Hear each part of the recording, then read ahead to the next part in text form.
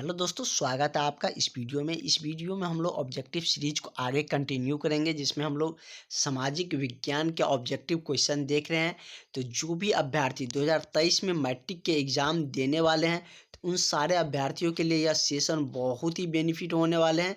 क्योंकि आप यदि 400 से प्लस नंबर लाना चाहते हैं, तो आपको ऑब्जेक्टिव में 50 लाने होंगे, तब आपका अच्छे नंबर आएंगे। और आप मेरे साथ अंत तक जुड़े रहिएगा, तो आपको हर एक सब्जेक्ट में अच्छे नंबर आएंगे और ऑब्जेक्टिव में पूरा आपको निश्चित रूप से बनेंगे।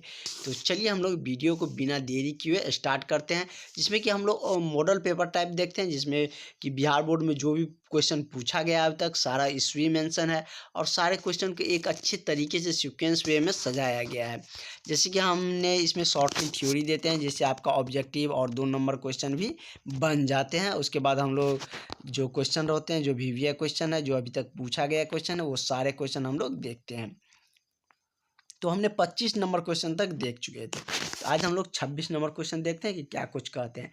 इस टॉपिक से ज़्यादा क्वेश्चन पूछे जाते हैं, इसलिए इसमें हम ज़्यादा रखें। जिस टॉपिक से जितना क्वेश्चन पूछे जाएंगे, उस टॉपिक में उतना ही क्वेश्चन रहेंगे। इसको हम लोग स्मार्ट पढ़ाई बोलते हैं। इस ऐसे ही आप पढ़ाई करिएगा तो आपको कम समय में अच्छे नंबर आएंगे। तो इस टॉपिक ऐसे नहीं कि हम किसी टॉपिक पे काम किए जा रहे हैं, पढ़े जा रहे हैं, उससे एक क्वेश्चन आ रहा है तो कोई ज़्यादा फ़ायदा नहीं हुआ। लेकिन जिस टॉपिक से ज़्यादा क्वेश्चन आते हैं, उस पर हमको समय देना होंगे। तो चलिए हम लोग स्टार्ट करते हैं। कह रहा है कि भारत के किस राज्य में सौर ऊर्जा के विकास की सर्वाधिक संभावनाएं हैं। तो आप सबको पता होना चाहिए कि सौर ऊर्जा कैसे संरक्षित होता है, उसका क्या प्रोसेस होता है। वो धूप से क्या होता है कि एनर्जी लेते हैं। सूरज की जो धूप किरणें होती हैं, उनसे क्या होती है, वो चार्ज होते हैं उनके बैटरी का, आप सबको पता होंगे। तो सबसे ज़्यादा धूप कहाँ होंगे? असम, अरुणाचल प्रदेश, मेघालय या राजस्थान। तो आप लोगों को नाम से क्लियर है कि राजस्थान क्या है, मरुस्थल है, इसका मतलब वहाँ पे ज़्यादा धूप होते होंगे। तो इसका करेक्ट आंसर क्या हो जाएगा? सी हो जाएगा। बहुत ज़्यादा आपको याद करने की ज़रूरत नहीं होगी, हम इसी तरह आपको सोचना सिखाएंगे, जिसमें कि आपको ऑब्जेक्टिव भी याद करने की ज़रूरत नहीं पड़ेगी। आप फैक्ट के थ्रू उसको दिमाग में रख सकते हैं और ऐसे में ज़्यादा दिन तक आपको माइंड में रहेंगे भी। कह रहा है कि कौन लोहा लौह अयस्क का एक प्रकार है। मतलब लोहा का जो प्रकार होता है, अयस्क का जिससे लोहा हमें प्राप्त होती है, इनमें से कौन है? जैसे कि लिग्नाइट है, हेमाटाइट है या डोलोमाइट है, या ऑप्शन नंबर डी क्या है कि इनमें से कोई नहीं। तो इसका जो करेक्ट आंसर क्या हो जाएगा? हेमाटाइट। हेमाटाइट क्या है कि कोयला का एक प्रकार है। क्या है? एक कोयला का प्रकार है। तो इसका करेक्ट आंसर क्या हो जाएगा? ऑप्शन नंबर बी हो जाएंगे।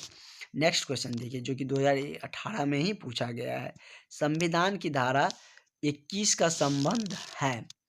संविधान में जो धारा है, धारा नंबर 21 है, वह किस चीज़ से संबंध है, वो पूछा जा रहा है। तो वह किससे संबंधित है? तो वन्य जीव एवं प्राकृतिक संसाधन के संरक्षण पे। जो वन के जीव होते हैं और जो प्राकृतिक संसाधन है, उनको संरक्षण के रिगार्डिंग यह संविधान में यह धारा दिया गया है। संविधान का हर एक धारा अलग अलग चीज़ों के लिए निर्धारित किए गए हैं। उसके बाद अगला मेरा क्वेश्चन है कि लॉ अयस्क किस प्रकार का संसाधन है? नवीकरणीय और अनवीकरणीय या जैव संसाधन। जैसे जैव है, नवीकरणीय है, और ऑप्शन हमको यहाँ पर मिलेंगे। और नवीकरणीय, अनवीकरणीय, पारंपरिक या जैव। तो लोहा का यदि हम बात करें तो वो किस प्रकार के संसाधन है? तो नवीकरणीय संसाधन है। क्योंकि उसको हम क्या, सॉरी, वो लोहा अनवीकरणीय संसाधन है, क्योंकि उसको हम लोग बना नहीं सकते हैं। हम लोगों को वह खनिज के माध्यम से ही मिलते हैं। तो उस सॉरी, वो हमको कह सकते हैं कि जैसे कि खनन का कार्य होते हैं, तो उसके माध्यम से ही हमें वो प्राप्त होते हैं। उसके बनने में बहुत समय लगते हैं। तो इस तरीके से हम लोग उसको बना नहीं सकते। नवीकरणीय का मतलब होता है जिसे हम लोग खुद से बना सकते हैं, अनवीकरणीय जिसे हम लोग बना नहीं सकते हैं। तो लोहा कैसा संसाधन है? अनवीकरणीय संसाधन है। उसके बाद अगला क्वेश्चन है, निम्न में से कौन सा जानवर केवल भारत में पाया जाता है? तो घड़ियाल, डॉल्फिन, व्हेल या कछुआ। तो घड़ियाल क्या है कि घड़ियाल एक मगरमच्छ का प्रजाति है। क्या है, मगरमच्छ का ही एक प्रजाति है जो कि सिर्फ भारत में पाया जाता है। तो इसका करेक्ट आंसर आपको क्या हो जाएगा, ऑप्शन नंबर ए हो जाएंगे। घड़ियाल ही एक ऐसा जानवर है जो कि केवल भारत में पाए जाते हैं। कुछ लोग कछुआ कहते हैं, लेकिन नहीं, इसका करेक्ट आंसर क्या होंगे, ऑप्शन नंबर ए होंगे, क्योंकि बहुत सारे मॉडल पेपर में कछुआ दिया रहता है। लेकिन आप लोग, ये 9th का ही क्वेश्चन है एक्चुअल में। 9th में यदि आप लोग अध्याय 4 पढ़िएगा तो उसमें आप लोगों को सारा कुछ लिखा गया है कि घड़ियाल जो है वो मगरमच्छ की एक प्रजाति है जो सिर्फ केवल भारत में पाए जाते हैं। उसके बाद जो बाघ और टाइगर दोनों क्या है कि भारत में पाए जाने वाले एक कह सकते हैं कि बाघ और जो शेर होते हैं सिर्फ भारत में ही दोनों प्रजाति पाए जाते हैं। नहीं तो किसी देश में शेर पाया जाता है तो बाघ नहीं पाया जाता है, बाघ पाया जाता है तो शेर नहीं पाया जाता है। तो नेक्स्ट क्वेश्चन हम लोग देखते हैं, क्वेश्चन नंबर 21 कि कौन भारत का सबसे बड़ा लौह उत्पादक राज्य है। कहाँ पे सबसे ज़्यादा लोहा का उत्पादन होता है, तो कर्नाटक में सबसे ज़्यादा लोहे की उत्पादन होती है। और उसके बाद हम देख रहे हैं आप लोग एक वर्ष में कितने क्वेश्चन, 4-5 क्वेश्चन एक वर्ष में पूछा गया है। 3 तो यहीं 18 का मिल रहा है आपको, उसके बाद और ऊपर में भी थे। तो इस तरीके से आप लोग देख सकते हैं।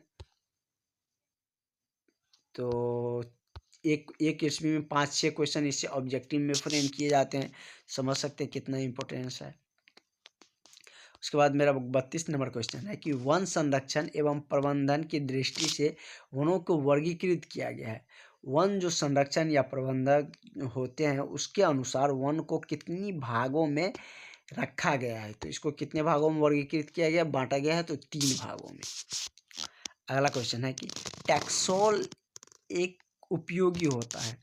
टैक्सोल एक पौधा है जो पूछ रहा है कि किस चीज़ में उपयोगी होता है, तो कैंसर के उपचार में टैक्सोल का उपयोग किया जाता है। तो इसका करेक्ट आंसर क्या हो जाएगा, ऑप्शन नंबर सी हो जाएंगे। अगला क्वेश्चन है क्वेश्चन नंबर 34, देखिए काली मृदा का दूसरा नाम क्या है। जैसे कि हमने थ्योरी वाला पॉइंट में भी बताए थे कि काली मृदा को हम लोग रेगुर मृदा के नाम से भी जाने जाते हैं। काली मृदा में कपास की खेती सबसे ज़्यादा होती है और सबसे ज़्यादा महाराष्ट्र और गुजरात में काली मृदा पाए जाते हैं।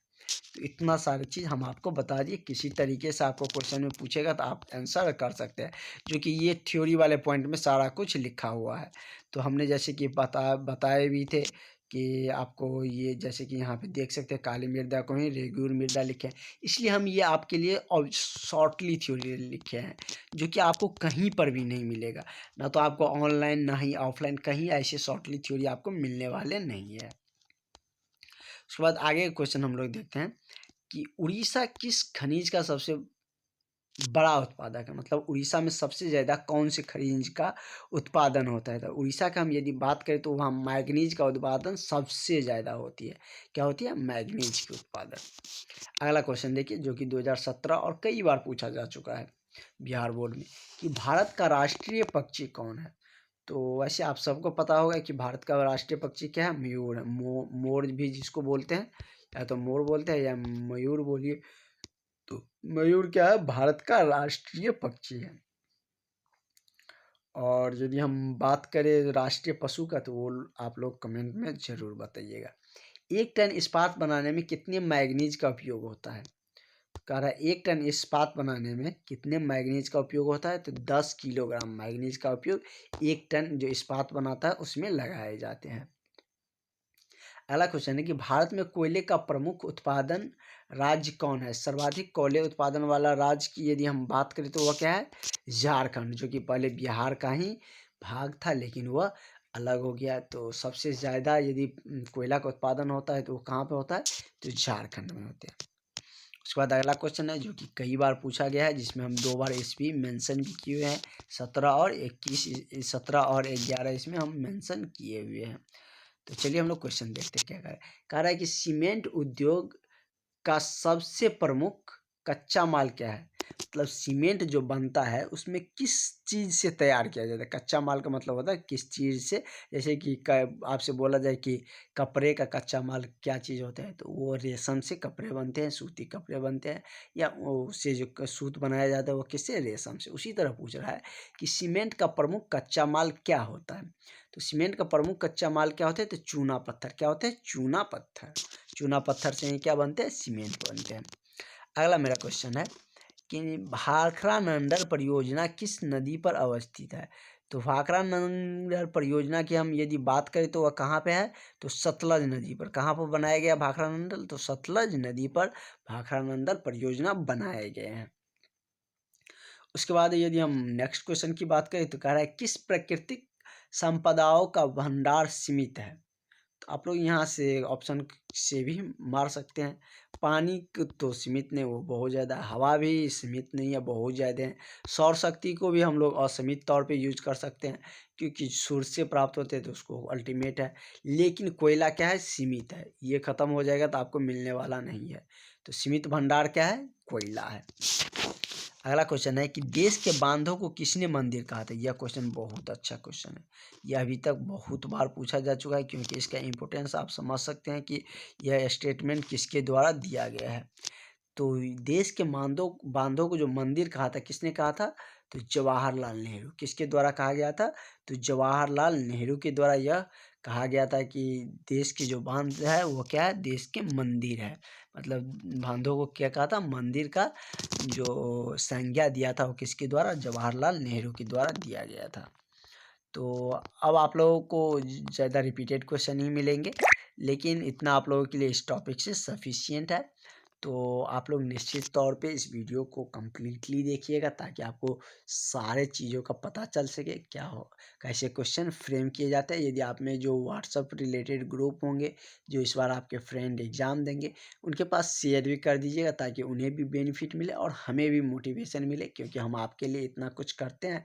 तो आपका भी कर्तव्य बनता है कि उसे आप शेयर करें, ताकि हमें भी फ़ायदा मिले। तो चलिए हम लोग मिलते हैं नेक्स्ट वीडियो में। अभी तक के लिए इतना ही। Thank you.